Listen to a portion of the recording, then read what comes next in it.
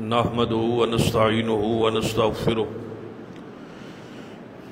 ونعوذ بالله من شرور أنفسنا ومن سيئات أعمالنا من يهد الله فلا مضل له ومن يضلل فلا هادي له أشهد أن لا إله إلا الله وحده لا شريك له وأشهد أن محمدًا عبده ورسوله أما بعد فإن خير الحديث كتاب الله وخير الهدي هدي محمد صلى الله عليه وآله وسلم وشر الأمور محدثاتها وكل محدثة بدعة وكل بدعة ضلالة أما بعد فأعوذ بالله السميع العليم من الشيطان الرجيم من همزه ونفخه ونفثه بسم الله الرحمن الرحيم وَلِلَّهِ عَلَى النَّاسِ حِجُّ الْبَيْتِ مَنِ اسْتَطَاعَ إِلَيْهِ سَبِيلًا وَمَنْ كَفَرَ فَإِنَّ اللَّهَ غَنِيٌّ عَنِ الْعَالَمِينَ رَبِّ اشْرَحْ لِي صَدْرِي وَيَسِّرْ لِي أَمْرِي وَاحْلُلْ عُقْدَةً مِّن لِّسَانِي يَفْقَهُوا قَوْلِي رَبِّ زِدْنِي عِلْمًا سبحان ربك رب العزة عما يصفون وسلام على المرسلين والحمد لله رب العالمين حضرات،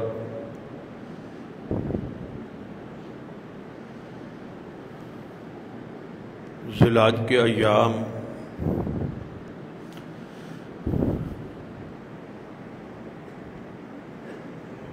شروع ہونے والے ہیں۔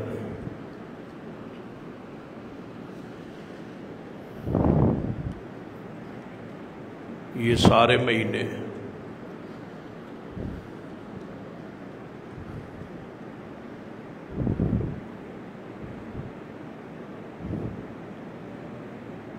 جو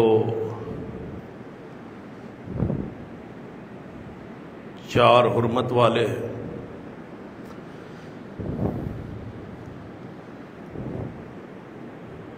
ان میں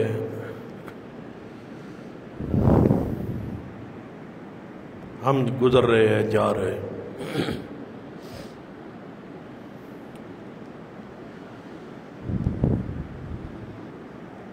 حج جو ہے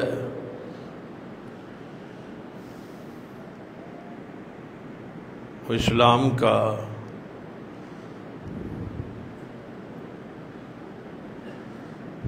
اہم ترین رکن ہے۔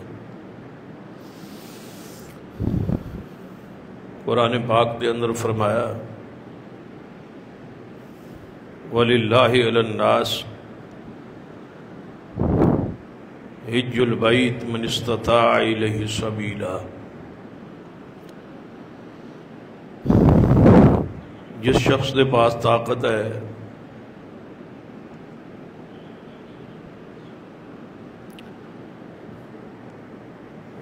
اس پر فرض ہے کہ وہ حج کرے۔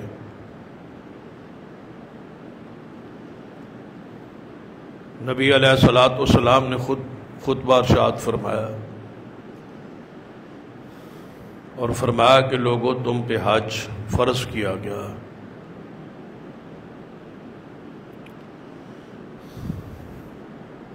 حتیٰ کہ سیدنا عبداللہ ابن عباس رضی اللہ تعالیٰ عنہ فرماتے کہ نبی اکرم صلی اللہ علیہ وسلم کو سوال کیتا گیا، ایک شخص نے سوال کیتا کہ یا رسول اللہ صلی اللہ علیہ وسلم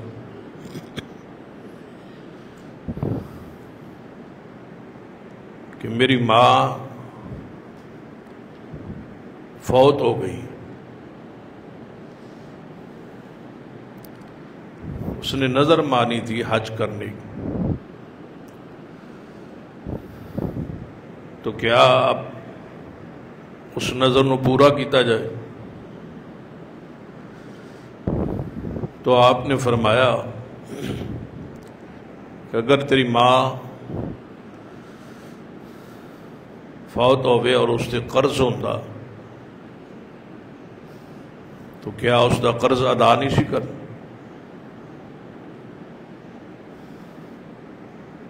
فرمایا کیوں نہیں یا رسول اللہ صلی اللہ علیہ وسلم؟ تو فرمایا اللہ زیادہ حق ہے رکھتا ہے کہ اس کا قرض ادا کیا جائے۔ تو گویا حج جو ہے 5 اسلام دے ستونہ چو ایک ستون ہے،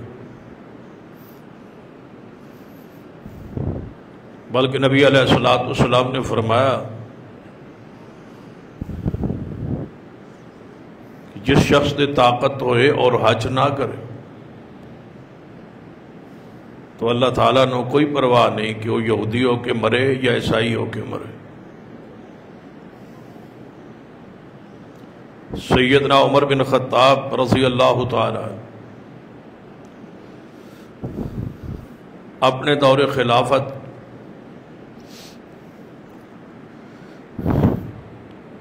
ایک سروے کروایا اس بات تے کہ جو شخص طاقت باوجود حج نہیں کر رہے انہوں نے جزیہ ٹیکس لگاتا جائے جو ایک کافر پر ہوتا جزیہ ٹیکس۔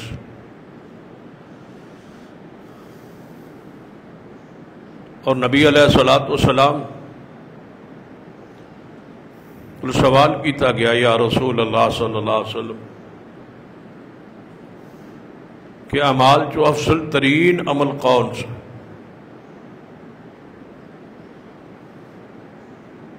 تو نبی علیہ السلام نے فرمایا کہ اللہ اور اس کے رسول پر ایمان۔ یا رسول اللہ صلی اللہ علیہ وسلم اس تو بعد؟ فرمایا اللہ دی راہ اندر جہاد۔ پھر فرمایا اس تو بعد؟ تو آپ نے فرمایا حج مبرور۔ اور ایسا رکن ہے کہ جو زندگی بھر ایک مرتبہ فرض، یہ بھی اللہ دی خاص رحمت۔ نبی علیہ السلام ایک دفعہ خطبہ ارشاد فرمایا، سیدنا ابو ہریرہ رضی اللہ تعالیٰ عنہ اس حدیث سے راوی، آپ نے فرمایا کہ حج تم پر فرض۔ تو ایک شخص کھڑا ہوا اور کہنے لگا یا رسول اللہ صلی اللہ علیہ وسلم کیا ہر سال؟ تو نبی علیہ السلام اس پر خاموش رہے۔ اس نے دوسری مرتبہ سوال کیا، آپ خاموش رہے۔ تیسری مرتبہ سوال کیا تو آپ نے فرمایا کہ اگر میں ہاں کہہ دیا تو کیا ہر سال کر لو؟ کیا ممکن ہے؟ فرمایا نہیں یا رسول اللہ صلی اللہ علیہ وسلم۔ تو آپ نے فرمایا کہ اگر میں ہاں کہہ دیتا تو پھر ہر سال فرض ہو جاندہ اور تسی اس دی طاقت نہ رکھ۔ زندگی ایک مرتبہ فرض۔ اس حدیث تو اگر غور کیجیے تو ایک اور بات بھی واضح ہو کہ اگر نبی علیہ السلام حکم فرما دیں تو امت لئی فرض ہو جائے۔ آپ نے فرمایا اگر میں ہاں کہہ دیتا تو تواڈے تے فرض ہو جاتا، تو پھر تسی اس دی طاقت نہ رکھتے۔ تو گویا حج فرض ہے ہر اس شخص پر جڑا اس دی طاقت رہے، طاقت دے اندر ساری چیزاں شامل اور داخل، من استطاع الیہ سبیلا، کہ مالی طاقت موجود ہو،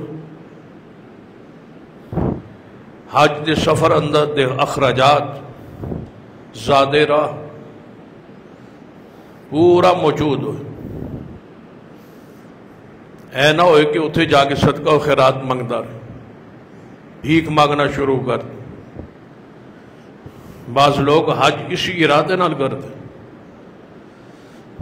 کہ حج دا خرچہ بھیک کے ذریعے نکل آئے۔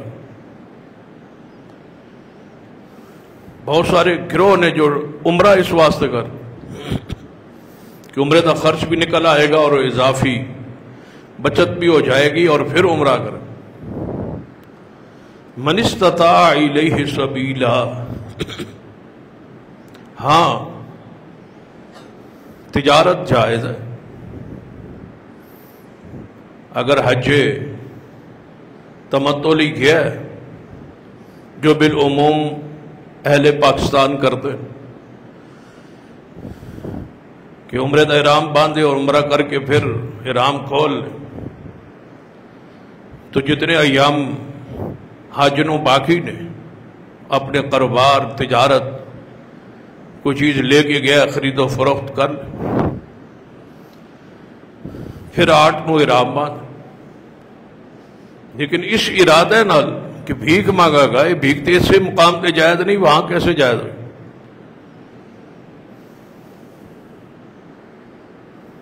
اور نبی علیہ الصلوۃ والسلام نے فرمایا کہ جس شخص نے حج کا ارادہ کیتا ہے وہ پھر جلدی کرے، ایسا نہ ہوئے کہ موت آ جائے۔ اپنی زندگی اللہ نے طاقت بخشی ہے، فوری حج کر۔ ساری بدبختی بدنصیبی کہ اسی ہر معاملے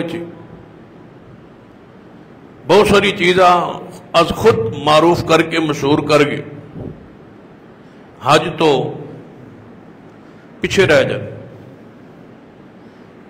کوئی اندر مکانات بنانے، لہذا یہ خرچ میں حج واسطے نہیں کر رہا۔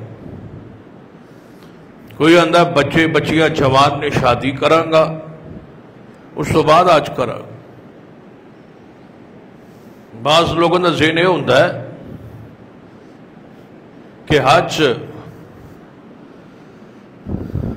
بڑھاپے چ کریں گے تاکہ اس تو بعد گناہ دی طاقت ہی نہ رہے، جوانی تے اساں گناہ کرنے نہ اس حج نو سنبھالنا مشکل ہوتا ہے۔ تو بہتر ہے کہ آخر عمرے حج کرے، ادو حج کرے، ادو واپسی دے حج ہی اللہ نے پیارا ہو، یا اتنی سخت ہی نہیں رہے کہ کوئی گناہ کر سکے۔ یہ ساری چیزاں باطل، بچے دی شادی دی بعد حج کرا، اے کوئی اسلام دا اصول یا دستور یا کوئی ضابطہ نہیں۔ جوانی حج کیجیے۔ بعض لوگوں نے اتنے ہی کہا ہے کہ اگر مرشد نو ویخ لیے تو ساڈا حج ہو جائے، وہ اس کو بھی اگے گزرے ہوئے کہ حج کی ضرورت ہی نہیں۔ بعض لوگوں نے غریباں دا حج 7 شریف رکھے ہوئے کہ غریباں دا حج، اور جتنے حج دے بالعموم مناسک نے انہاں دی نقل پوری بنائی، جویں ابرا بادشاہ نے اپنے یمن بیت اللہ بنایا سی، لیکن اس جاہلیت دے دور بھی ایسے غیرت مند لوگ موجود سن، جدو اس نے بیت اللہ دے مقابلے بیت اللہ بنایا تو پھر ایک شخص نے جا کے وہاں گندگی کر کے اس دے دیوارہ تے ملی، تو جدو ابرا نو پتہ چلیا انہیں دسیا کہ تواڈے بیت اللہ دے مقابلے بنائے ہو بیت اللہ نعوذ باللہ دی ایسی ہے کہ گندگی دے لائق بھی نہیں۔ اسی بنیاد پہ انہوں غصہ چڑھیا سی کہ میں بیت اللہ ٹھانا ہے، انہاں ساڑے بیت اللہ نو نعوذ باللہ گندہ کیتا ہے تے اسی انہاں دے بیت اللہ نو گراوا۔ پھر آیا سی ہاتھیاں سمیت، پھر اللہ نے جو اس دا حال کیتا ہے سورۃ الفیل وچ موجود، الم تر کیف فعل ربک باصحاب الفیل۔ تو بیت اللہ دے مقابلے اندر بیت باقاعدہ اس نو کہا جاتا ہے کہ حج دا ثواب ہے، اور غریب دا حج اس تو بڑا کفر اور ضلالت اور شرکی ہو سکتا۔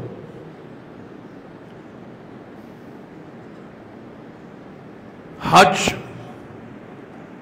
اسلام دا انتہائی امتیازی خوبصورت ایسا رکن ہے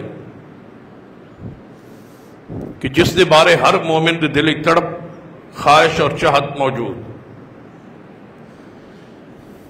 حتیٰ کہ نبی اکرم صلی اللہ علیہ وسلم دے پاس سیدنا عمر رضی اللہ تعالیٰ عنہ آئے، یا رسول اللہ صلی اللہ علیہ وآلہ وسلم، میرا ارادہ ہے کہ میں عمرے لی سفر کراں اور اس کی اجازت فرمائی۔ تو آپ نے فرمایا عمر چاہ رہے ہو تو پھر سانو اپنی دعا چ نہ بولنا۔ رسول اللہ دی خواہش اور محبت دیکھی، آپ افضل بھی نے لیکن مفضول نو دعا دا کہہ رہے، یعنی صحابی رسول نو دعا دا کہہ رہے۔ سیدنا عمر رضی اللہ تعالی، تو نبی علیہ السلام نے فرمایا کہ جڑا شخص حج کرتا ہے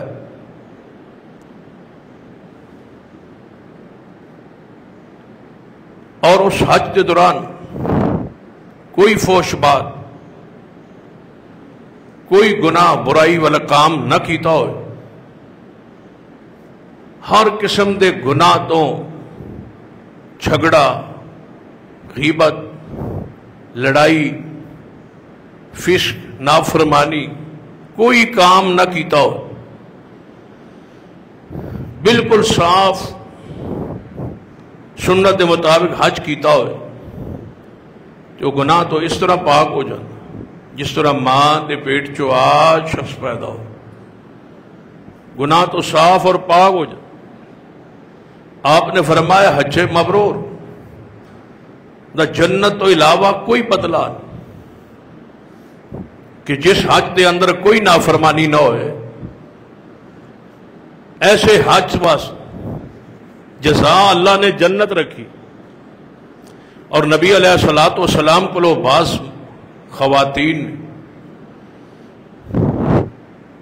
جہاد دی اجازت لی کہ یا رسول اللہ صلی اللہ علیہ وسلم ساڑی عورتوں دی تشکیل بھی ہوئی جہاد، ساڑا نام بھی ہوئے، مرد اجر لے گئے، ثواب لے گئے جہاد۔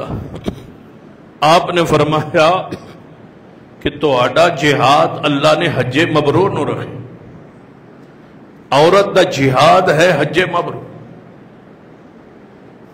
اسی طرح عمرہ دے بارے حدیث نبی علیہ السلام نے فرمایا کہ ایک عمرہ دوسرے عمرے تک، یعنی ایک عمرہ آج کرو گے جڑا پچھلا عمرہ کی، اس دے دوران جتنے گناہ ہوئے اللہ معاف فرما۔ پھر نبی علیہ السلام فرمایا جو ماہ رمضان اندر عمرہ کرتا وہ اس طرح سمجھے کہ اس نے نبی علیہ السلام کے نال عمرہ کیتا ہے، اور دوسرا آپ نے فرمایا وہ میں سمجھے کہ اس نے حج کی تھی۔ نبی علیہ السلام کے ساتھ حج کرنے کا ثواب اللہ تعالیٰ اس نو رمضان عمرہ کرندہ عطا فرما۔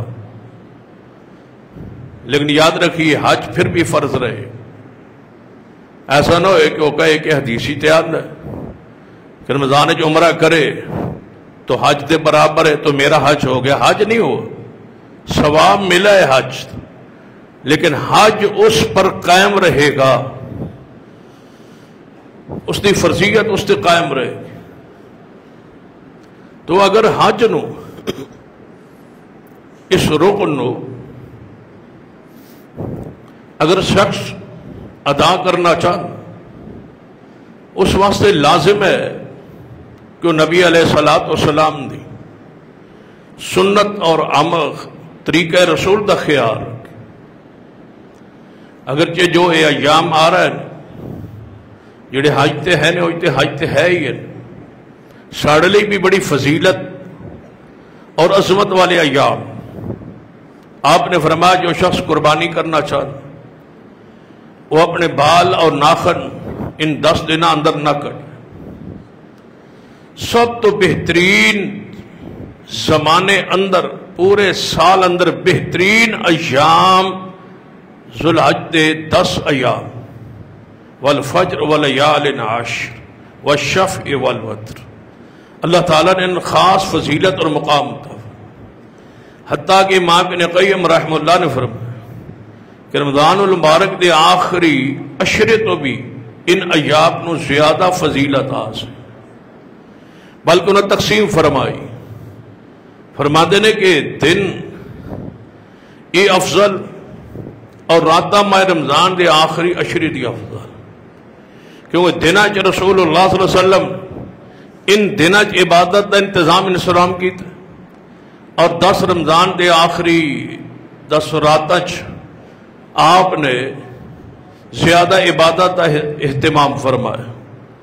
عبادت دے لحاظ نال او رات اور عبادت دے لحاظ نال اے دن ہے جن دنہ سیدنا عبداللہ بن عمر رضی اللہ تعالیٰ عنہما بازار چ نکلدے سن اور بلند آواز نال تکبیرات کہندے سن، یعنی یکم ذی الحج تو ہی تکبیرات شروع ہو جان، اور انہاں دی آواز نو سن کے بازار والے لوگ بھی تکبیرات کہنا شروع کر دیں.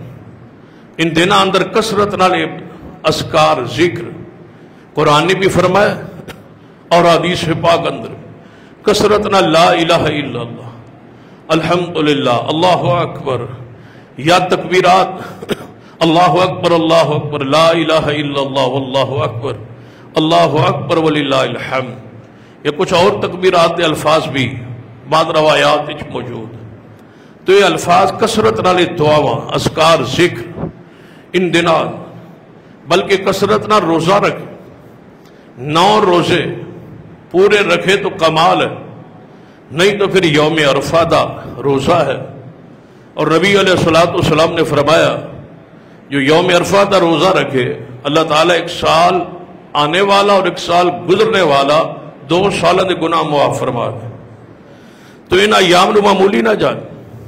ان دنوں اندر لڑائی جھگڑا ہر قسم دے گناہ تو اپنے آپ کو دور رکھیے، پاک رکھیے، اور ان ایام دا قدر عظمت نو چھانی اور پہچانی. اور پھر یوم النار آئے جو سب تو عظمت والا دن ہے، قربانی والا. اس دن قربانی کرو. اللہ دے ہاں اس دن سب تو زیادہ مقبول ترین عمل قربانی. اور اس 10 دنوں دے اعمال نبی علیہ السلام نے فرمایا ثواب اور اجر دے لحاظ نال سب تو زیادہ ان دنوں ثواب ملتا ہے، اجر ملتا ہے. حتیٰ کہ آپ نے فرمایا اس دی فضیلت نو دے برابر وہی ہو سکتا ہے جو اللہ دے راہ جائے، جہاد کرے اور شہید ہو جائے، وہ ان دنوں اس اجر نو پہنچ سکتا ہے. اس تو علاوہ کوئی بندہ نہیں پہنچ سکتا. اتنا اجر و ثواب. لیکن حج کی طرف ذرا نظر دوڑائی. ساڑھے ملک اندر ان دنوں جو گزشتہ ہے مہینہ گزر رہے، خاص کر حج کی تربیتی نشستہ وغیرہ پورے ملک کے چو دیا. پہلے زیادہ احناف کرتے سو تربیتی نشست حج کے بعد. ہن دیکھا دیکھی اہل حدیث بھی تقریباً ہر ضلع تربیتی نشست رکھتے ہیں. حالانکہ شروع احناف کی طرف ہو یا لیکن دیکھا دیکھی اہل حدیث بھی سمجھا کہ ضروری ہے تاکہ لوگوں حج کا مسنون طریقہ سمجھا دیتا جائے۔ اناف بھی رکھتے سن تو ہن اہل حدیث نے بھی شروع کیا۔ انہوں دی نیت اور اہل حدیث دی نیت کے اندر ایک فرق ہے نمایاں۔ وہ کیوں کرتے سن اور اسی کیوں کرن؟ ایک تو ساری شاید دیکھا دیکھی میں کہہ دیتا کہ انہوں دی دیکھا دیکھی ایسا بھی شروع کر دیا، لیکن سارے ذہن نیت کی ہوتی ہے کہ حج تے جان والا حج سنت کے مطابق کرے، این سنت کے مطابق، اس کا کوئی عمل سنت تو نہ ہٹ، یہ ذہن ہوتا ہے، ارادہ ہوتا ہے، نیت ہوتی۔ لیکن اناف کوئی کہہ سکتا ہے کہ یہ تو نیت تے عمل ہے، انہاں دل دی کیفیت تسی تے نہیں جان، یہ بھی کوئی شک نہیں، لیکن کچھ اندر دا جڑی حالت کیفیت ہوندی ہے انہوں زہری جڑے اعمال ہوندے ہیں وہ دس دیں۔ انہوں دی پوری تربیت نشست زور کس تے ہوندا ہے؟ ان اعمال تے جڑے اعمال فقہ حنفی دے قرآن اور حدیث دے مطابق نہیں اور وہ کروانا چاہتے ہیں اپنی قوم کو، زیادہ زور ہونا تے ہوتا ہے، جس تے ظاہر ہوتا ہے کہ نیت ظاہر ہو رہی ہے نا عمل، انہاں تے دی مجبوری۔ مثلاً ایک بندہ روٹین نال مسجد اہل حدیث ہی نماز پڑھنا ہے، اہل حدیث نہیں، تو لازم امر ہے اس نو کوئی نہ کوئی عقل والا اپنا مولوی خطیب سمجھائے گا، بس تو جاندا تے ہیں لیکن خیال رکھ، ایسا نہ ہوئے کہ تو خراب ہی ہو جائے، اتنے جا کے مسلک انہیں تبدیل کر بیٹھ۔ انہوں دی تربیت دی نشست مجبوری سی، انہوں لئی تے ضروری سی، جس سے بغیر گزارا ہی۔ آج بھی میں ایک اشتہار دیکھ رہا سا، غالباً رحیم یار خان شہر دی کسی مسجد ہے، مسجد میں لگا ہوا ہے اشتہار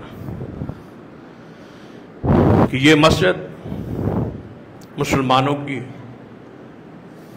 اس میں ہر شخص جو ہے وہ نماز مسلمان پڑھ سکتا ہے، لیکن ساتھ لکھا ہو کہ یہ نماز حنفی طریقے مطابق پڑھنے کے لیے بنائی گئی ہے، یہاں حنفی نماز کا طریقہ ہی رائج ہے اور اسی کے مطابق یہاں نماز پڑھی جائے۔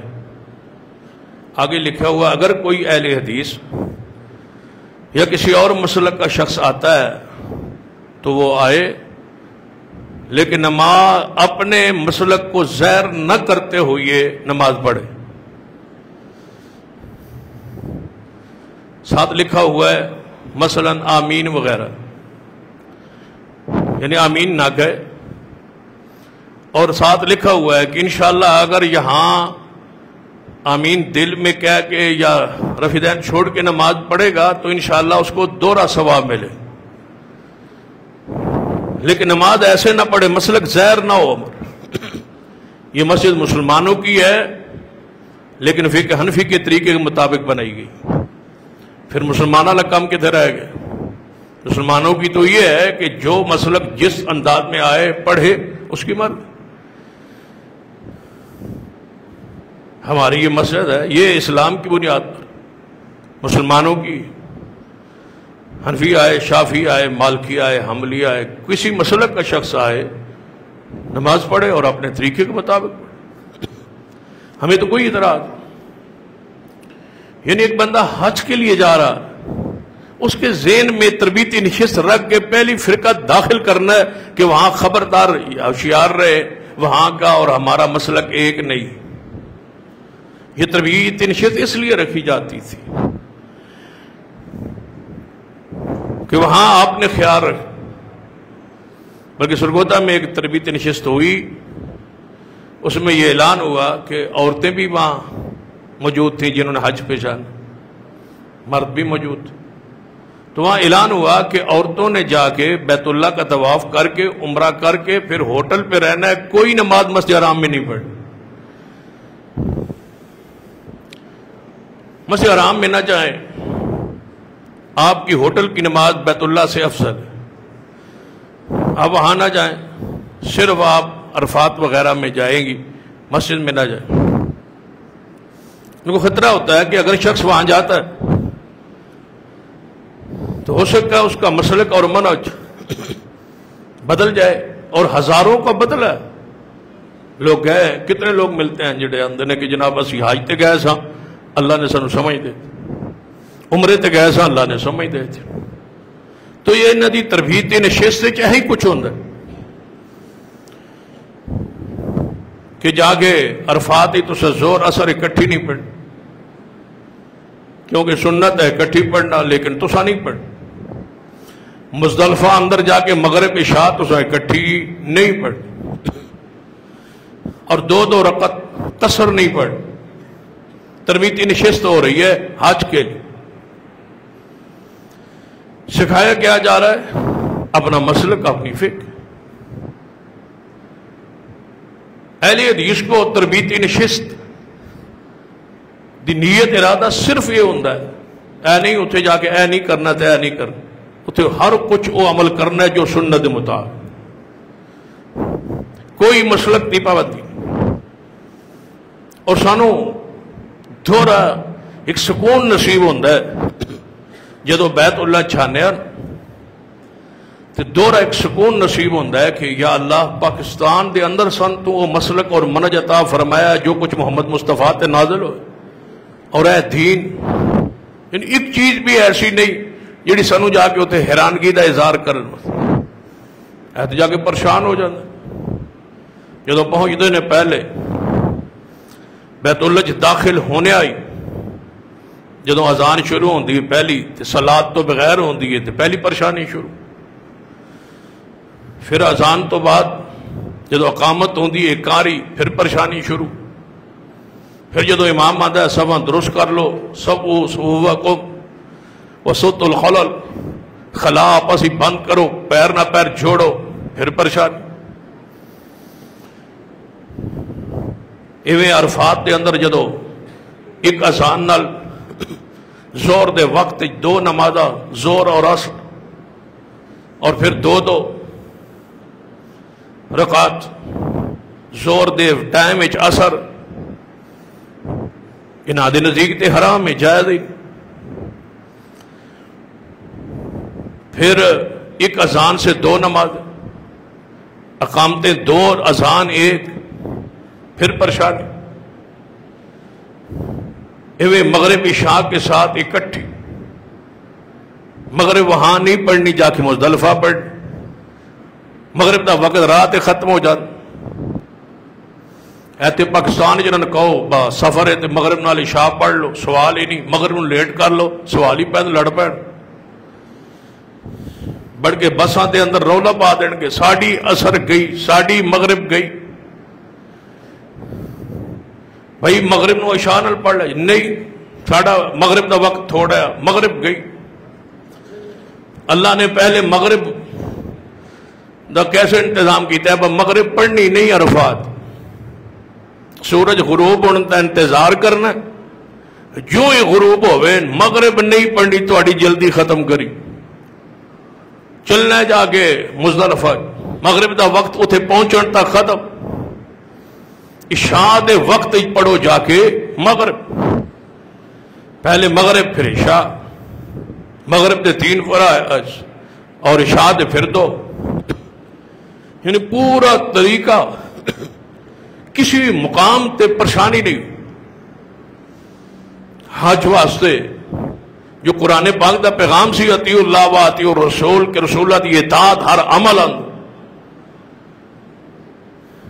اس سنت دے مطابق بلکہ میں کیا کرنا، اگر حج نو حج کے انداز سنت مطابق سمجھ لیا جائے تو کسی اور بات کی ضرورت نہیں، مسلک اہل حدیث تو ویسے ہی سمجھ آئے۔ مثلا بندہ احرام بند ہے، ہن احرام دی خاص جگہ ہے جس میں میقات کیا ہے، اہل پاکستان لئی یلملم ہے، اس مقام تے احرام بند، پہلے بھی نہیں اس سے آگے بھی نہیں، یہ ہے اتباع رسول۔ یعنی یہاں تو احرام لوگ بندے نے لیکن محرم تے نہیں ہوتے، مثلا ایئرپورٹ تو کوئی احرام بند ہے، گھر تو کوئی احرام بند ہے، محرم نہیں، یعنی اس نے احرام نہیں دی پابندی نہیں ہے، جو محرم نہیں ہوا اس نے اتنے احرام دی پابندیاں لازم نہیں ہوئی، ایک عام لباس ہے جو آسانی اس نے پا لے کہ اس مقام تو نیت اتوں شروع ہوئے گی، میرا سفر احرام جو ہے اتوں شروع ہوئے، محرم کہلائے گا اس مقام پہ جا، احرام دی جتنی پابندیاں نے اس مقام، جس طرح حضرت امام مالک رحمہ اللہ کو پوچھا کہ میں مسجد نبوی تو احرام بن لاؤں، انہوں نے فرمایا کہ نہیں، ذوالحلیفہ تو جا کے بعد جو اہل مدینہ دا میقات ہے، فرمایا اتو جا کے احرام بن، انہوں نے کہا میں مسجد نبوی تو بننا چاہنا، روض رسول تے کولوں بننا چاہنا، مسجد نبوی دے جگہ تو بننا چاہنا، کہاں ذوالحلیفہ، کہاں عبیر علی اور کہاں مسجد نبوی، مدینہ شہر رسول اللہ کی مسجد، تو انہوں نے فرمایا سی کہ ثواب مسجد نبوی تو نہیں ملے گا، ثواب اتباع رسول ملے، احرام اتھو جا کے باندھو گے جتوں رسول اللہ نے باندھ، تو احرام باندھنا سنت عین مطابق کس بات کی دلیل ہے؟ یہی بات اسی اتنے کہنا کہ سنت تو والی جگہ تو پہلے بھی نہیں اس تو بعد بھی، اس بنیاد کو رکھیے، پوچھیے علماء کو کیا احرام گھروں باندھا جا سکتا ہے؟ نہیں۔ کیا توڑ مکہ پا کے جا کے بندھا جا سکتا ہے؟ نہیں۔ احرام کہاں سے باندھیں گے؟ جہاں میقات کراس کریں گے، میقات سے احرام باندھیں، تو جب میقات سے باندھنے آگے پیچھے کیوں نہیں؟ اس لیے کہ جگہ رسول اللہ نے مقرر کر، ہوں اس بنیاد نو سامنے رکھ کے سارے مسائل تے غور کیجیے، کیا یہ اصول اور ضابطہ کسی اور عمل تے لاگو نہیں؟ مثلا نبی علیہ السلام نے فرمایا اذان تو بعد درود پڑھو، بندہ کہے میں پہلے پڑھا، اور کہے کہ یہ حرج کی، یہ گناہ کی، منع کتنے لکھیا ہے؟ بھئی رسول اللہ نے فرمایا اذان تو بعد، بس۔ یعنی پورے مسلک منہج اہل حدیث نو اگر تسی حج دے اوپر پیش کرو گے تو ایک عجیب روحانیت محسوس ہوئے گی کہ اس نو مسلک اور اس نو منہج اور اس نو اتباع رسول کیا جائے، جس نے سارے پابند آج اس عقیدے اور منہج پر کھڑے ہیں جس پر اہل حدیث دعوت دے رہا ہے، باندھیے احرام گھر سے نہیں ہے قبول، باندھیے احرام نیت یہاں سے کیجیے نہیں ہے، تو آگے جا کے احرام باندھ کے پھر الفاظ کیا ادا کیا؟ اللہم لبیک عمرہ، کہ اللہ میں عمرے کے لیے حاضر ہوں، کس سے ادا کیا؟ زبان سے۔ اہل حدیث بھی کہتے ہیں، باقی سارے فرق کہتے ہیں کہ یہ الفاظ وہ ہیں جو رسول اللہ نے احرام باندھ کے زبان سے ادا کیے ہیں۔ جب نماز پڑھی رسول اللہ نے یا پڑھائی زبان سے نیت کے الفاظ ادا نہیں کیے، جہاں کیے ہیں وہ ہم قائل بھی ہیں اور عامل بھی، جہاں نہیں ہے نہیں، اس پر ہم آج تک قائم کہ نماز پڑھتے تھے، پڑھاتے تھے، رسول اللہ زبان سے نیت کے الفاظ ادا نہیں کرتے تھے۔ جب رسول اللہ حج اور عمرے کے لیے احرام باندھتے تھے تو زبان سے یہ فرماتے تھے، عمرہ کے لیے بھی اور حج کے لیے، وہ الفاظ آج بھی ادا کرنے کے لیے ہم تیار ہیں، کرتے ہیں، سننا سمجھتے ہیں۔ دلیل تو ہو نا. جس پر دلیل نہیں ہے اس پر خاموش رہی.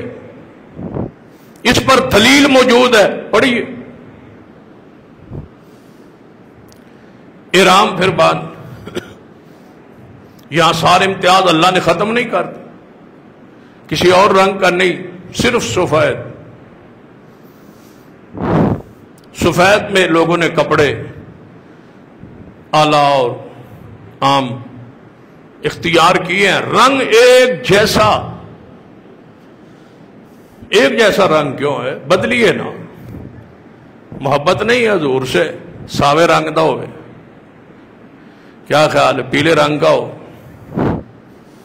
کسی دربار والے کی ٹوپی اور رنگ سے ملتا جلتا کوئی رنگ ہو، کوئی جوگیوں والا رنگ ہو، سبز رنگ ہو، نیلا رنگ ہو، سارا ہی سفید کیوں؟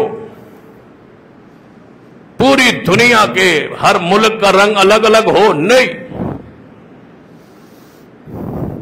میقات کو بنیاد بنا لیا جاتا. جو اس میقات پہ آرام باندھے ان کا رنگ یہ ہو، جو دوسرے میقات پر، تیسرے پر، چوتھے پر.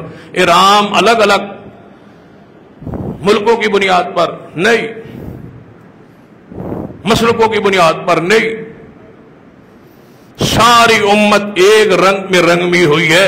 یہ ہے بنایا ہوا اللہ کا رنگ. صبغۃ اللہ ومن احسن من اللہ صبغہ. یہ ہے اللہ کا رنگ. مجال ہے کہ کوئی بدلے؟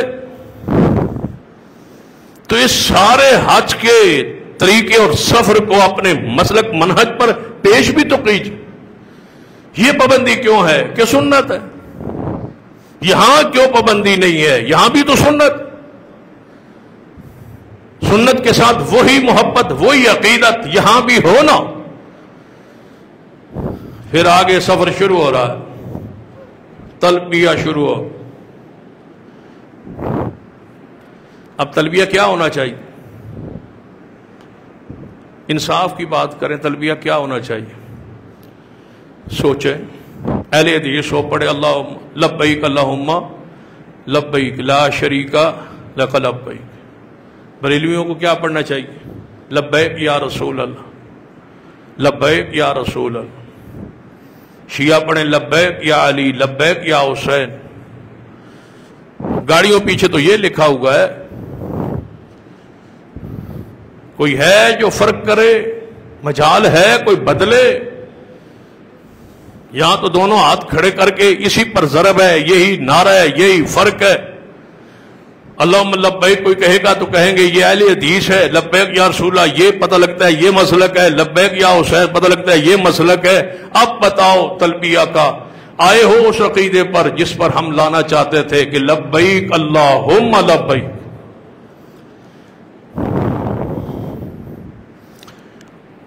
اچھا مکہ سے مدینہ جاتے ہوئے تو تلبیہ اینج ہونا چاہیے سی. چلو یہ تو مکے کا ہوا، مدینے کا تلبیہ سنا دے. اللہ نے مقرر کیا ہے؟ نہیں. رسول اللہ نے مقرر کیا ہے؟ نہیں. کہ مدینہ جاتے ہوئے چلو بیت اللہ کے جاندے ہوئے تو سمجھ آن دیئے لبیک اللہم لبیک. مدینہ جاتے ہوئے یہ پڑھنا ہے کیونکہ رسول اللہ کی طرف آپ جا رہے ہیں، مدینہ پاک جا رہے ہیں، روضہ رسول پہ جا رہے ہیں. تو آپ بتائیں وہاں جاتا کیا پڑھنا ہے؟ خاموش ہے شریعت. ذکر وہی جو عام اذکارے آپ کرتے، جو آپ کے دل میں چاہے. اگر رسول اللہ سے کی طرف شہر کی طرف جا رہے تو درود پڑھتے ہیں اللہم صلی علی محمد وعلی آل محمد. مخصوص نہیں کیا، جو چاہے پڑھے، لیکن بیت اللہ کے لیے مخصوص کیا ہے. ہر شخص کے لیے، ہر مسلک اور منہج والے کے لیے جو بھی جائے گا وہ یہی الفاظ پڑھے گا. بیت اللہ کے اندر داخل ہوتے تک، حاضر ہوتے تک یہی تلبیہ جاری. لاؤ اس میں شرک ان الحمد والنعمت لک والملک لا شریک لک. تو پھر اگے دوستو جڑا زبانوں آندا ہے لا شریک لک، تو پھر جڑا جا کے بیت اللہ چکاوے کہ میں ایتھے بیمار ہو گیا تو لاہور داتا دربار تے ایک دیگ چڑھاؤ، میں بیت اللہ چ بیمار ہو گیا، دیگ اتنے چڑھاؤ، وہ کس منہ کسے پڑھے لا شریک لہ، پورے حج کو پڑھو سمجھو۔ کوئی ہے کوئی اور تلبیہ بنانے والا، لائے کوئی اس کے مقابلے؟ مشرکین مکہ تلبیہ پڑھتے ہیں، صحیح مسلم میں حدیث پتا کیا آندے سر، لبیک اللہم لبیک لا شریک لک، لا شریک الا شریکا هو لک ما تملک وما ملک، اے اللہ تیرا کوئی شریک نہیں مگر وہ شریک ہے جنہوں تو آپ اختیار دیتے ہوئے، وہ شریک ہے جنہوں تو آپ دیتے ہوئے اختیار۔ تے رسول اللہ نے سنیا تے روکیا، فرمایا بس کرو، یہ نہ کہو ان الحمد والنعمت لک والملک لا شریک لک، کہ اللہ نے اپنے اختیارات کسی کو دیے ہی نہیں ہے۔ آج کے ان مشرکین سے پوچھ لیجیے بھائی اللہ کے علاوہ ان کو کیوں پکارتے ہو بلاتے ہو، تو یہی گل کہیں گے اللہ نے انہیں اختیارات دیتے ہوئے، اللہ ذاتی طور پر داتا ہے، فلاں عطائی طور پر داتا ہے، اللہ مختار کل ہے، ذاتی طور پر رسول اللہ مختار کل ہیں، عطائی طور پر اللہ نے اختیارات دیتے ہوئے نان۔ یہی بات قرآن و حدیث سے ہے کہ اللہ نے اپنے اختیارات کسی کو نہیں دیے، وہ وحدہ لا شریک، وہ دے اختیارات کوئی شریک نہیں۔ یہ ہے طلب، کہاں جا کے رکنا ہے تلبیہ کیسے؟ مسجد حرام کے اندر داخل ہو کے بیت اللہ کے اندر جا کے تلبیہ رک جائے گا، اب نہیں پڑھنا۔ کیوں؟ یہ پابندی کس نے لگائی ہے؟ محمد مصطفیٰ صلی اللہ علیہ وسلم۔ آگے اپنی مرضی ہو سکتی ہے؟ نہیں۔ پیچھے چھوڑا جا سکتا ہے؟ نہیں۔ یہ ہے اتباع، اپنی مرضی نہیں ہو سکتی۔ 8 سے لج کو پھر احرام باندھ، پھر تلبیہ شروع، جائیں منا میں رات گزارے، سویرے عرفات میں پہنچ، زور اثر کو اکٹھا پڑے، یہاں تربیت ہوتی ہے، وہاں لڑائیاں ہوتی ہیں خیموں میں، کہتے ہیں ہم نے زور کے ساتھ اثر نہیں پڑھ، رسول اللہ نے پڑھی۔ کوئی ایسا شخص پوری دنیا میں نہیں ہے جو انکار کرے کہ رسول اللہ نے نہیں پڑھی۔ اس سے بڑی جرت کیا ہو سکتی ہے؟ اگر رسول اللہ نے پڑھی ہے، حدیث میں ہے، ہم نہیں پڑھے، نہیں پڑھنے دیں گے۔ عرفات دے وچ الگ الگ جماعتاں کران اپنی، پہلے زور دے وقت زور، اثر دے وقت اثر، وقوف کا ٹائم جو ہے، گڑ گڑانے کا، رونے کا، دعا کا جو وقت ہے، وہ نماز اثر پڑھے اور پوری پڑھے۔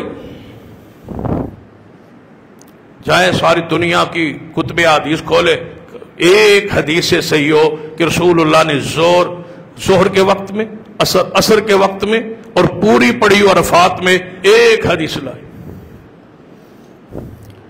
یہ ہے یہ ان لوگوں کی تربیت، حج کی تربیتی نشست۔ یہ حج کی تربیت ہے یا فتنے کی تربیت؟ یہ حج کی تربیت ہے یا فرقے کی تربیت؟ یہ حج کی تربیت ہے یا سنت کی مخالفت کی تربیت؟ لوگ دڑا دڑ جا رہے ہیں جی وہاں مفتی صاحب جناب تربیتی نشست ہے حج دی، پورا حج دا نقشہ کھچ چھڑنا ہے، پوری تربیتی نشست میں سنت کی، حدیث کی اعلانیہ مخالفت۔ وقوف کرے، مزدلفہ کی جائے، وہاں نماز مغرب نہیں پڑھنی، اب مزدلفہ میں جا کے پڑھنی ہے، عشاء کے وقت میں جا کے پڑھنی، لیٹ کر کے پڑھنی، عشاء کو قصر پڑھنی، مغرب کے 3 فرائض پڑھ۔ رسول اللہ نے فرمایا پھر اس کے بعد وہاں سونا ہے، آرام کرنا ہے، سکون کرنا ہے. یہ جا کے وہاں 17 رکعتاں پڑھان گے تو پوریاں 17 خیمے کی کوئی جگہ لب بن رہی نہیں. ان 17 کنکریاں دے تو پڑھا کے جڑ. یعنی حیرانگی کی بات ہے کہ صحیح حدیث ہے بخاری میں، مسلم میں، دیگر کتب حدیث میں، اور صریحاً انکار. یاد رکھیے حج کی قبولیت کے لیے بنیادی شرط ہے محمد مصطفیٰ کی اتباع. اتباع کے بغیر حج نہیں. پہلی شرط جو تھی وہ ایمان تھا، عقیدہ تھا. دوسری شرط جو تھی وہ اخلاص تھا، اللہ کی رضا، اللہ کے لیے. اور تیسری شرط، بنیادی شرط تھی پیغمبر کی سنت کی اتباع. اتباع سے ہٹا ہوا عمل قبول نہیں. اور چوتھی شرط تھی کہ رزق حلال، کہ جو خرچ کیا، جو 7 لے گئے، جو درخواست جو جمع کرائی، اس میں حرام کی آمیزش نہ ہو، رزق حلال ہو. حرام خور کی حج قبول نہیں. ملاوٹ کرنے والا، دھوکہ دینے والا، کسی چیز میں بھی دھوکہ دے، دھوکے سے پیسہ کم.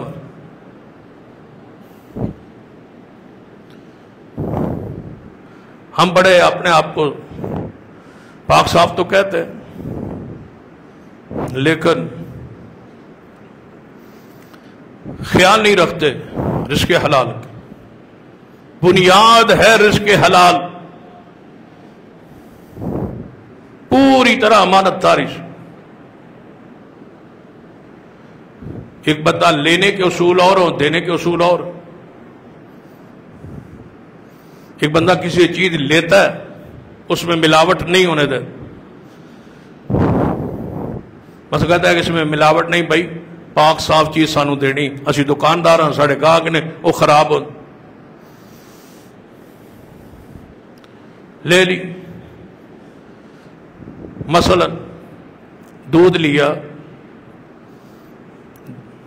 دودھ لے لیا، دودھی آپ کی گھر آ گیا، آپ کی دکان پہ آ گیا، دودھ آپ نے اسے لے لی. اب آپ نے چیک کر لی کہ دودھ میں ملاوٹ، چیک کے آلے موجود ہیں. یا دیسی طریقہ لوگ جو ہے وہ کھوआ بنا لیتے، ان کو پتا ہوتا ہے کہ اتنے کلو سے اتنا کھوआ نکلتا ہے. انہوں نے کہا اتنا پانی. اب دودھی کو کیا کہا، بھئی آپ کے دودھ میں پانی تھا، اتنا اتنا پانی تھا، ہم پیسے نہیں دیں گے، ہم نے دودھ کے دینے ہیں، پانی کی تو نہیں دینے. اس نے مان لیا، بس ٹھیک ہے، اتنا میرا پانی ہے، پانی کے دودھ پیسے نہ دیں اور دودھ کے دے دیں. آپ نے آگے وہ دودھ جو لیا تھا وہ بیچ دیا. اس وجہ سے تو پانی کے پیسے کاٹ لیے. جو لوگوں کے گھروں میں گیا وہاں تو پیسے کون کاٹے گا؟ ایک لینے کا معیار ہے، ایک دینے کا معیار. دینے اور لینے کا معیار ایک.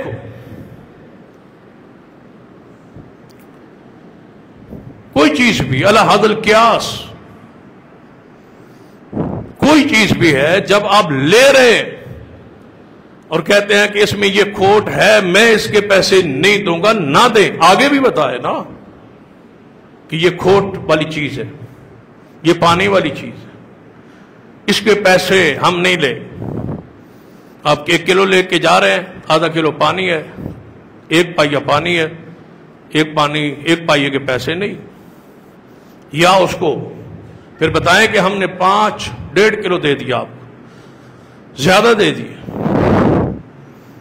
کوئی چیز بھی ہے، وہ کریانہ ہے، وہ دودھ ہے، وہ لسی ہے، وہ چائے ہے، کوئی شے ہے، رزق حلال ضروری ہے تمہاری آخرت کے لیے، نجات کے لیے، دعا کے لیے اور حج کی قبولیت.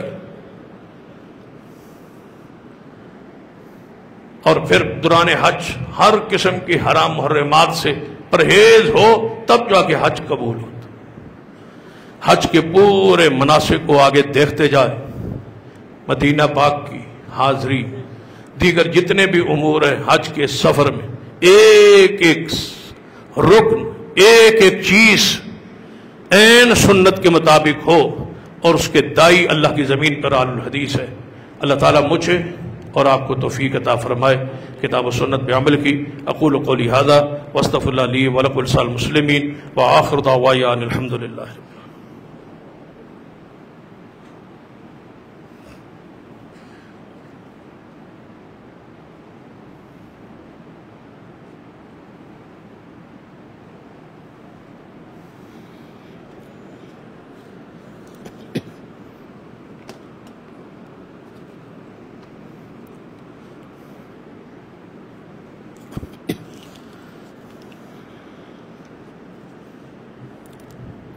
حضرات،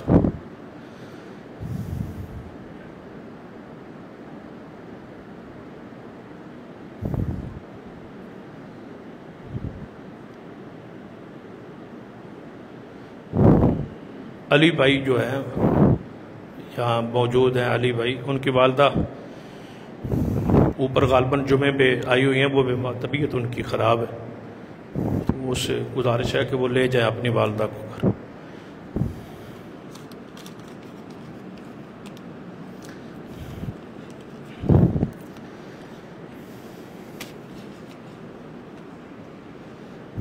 دوسرا اعلان ہے، جامعہ فاطمۃ الزہراء للبنات گزشتہ سے ویوستھا عالم 2-3 خطبات پہلے اعلان ہوا تھا تعمیر کا، وہ تعمیر کا سلسلہ لنٹر ڈالا جا چکا ہے، اب پلستر وغیرہ اور بجلی کا کام جو ہے وہ جاری ہے، ٹائل وغیرہ کا۔ تو اب آپ سے گزارش ہے کہ اپنے تعاون کو جاری رکھے، اللہ تعالیٰ قبول فرمائے۔ تیسری گزارش محترم شیخ اعجاز صاحب واسطے دعا ہے، ان کی طبیعت علیل تو اسی طرح ہے، دعا کریں اللہ تعالیٰ ان پر رحم فرمائے، ان کو شفائے کاملہ عاجلہ نصیب فرمائے۔ سارے ساتھی خلوص دل کے ساتھ ان کے لیے دعا کریں، اللہ ان پر رحمت فرما دے، اللہ ان کو شفائے کاملہ عاجلہ عطا فرما دے، ان کو سایہ جامعہ پر جماعت پر تا دیر قائم رکھے۔ ان الحمد للہ نحمدہ ونستعینہ ونستغفرہ ونعوذ باللہ من شرور انفسنا ومن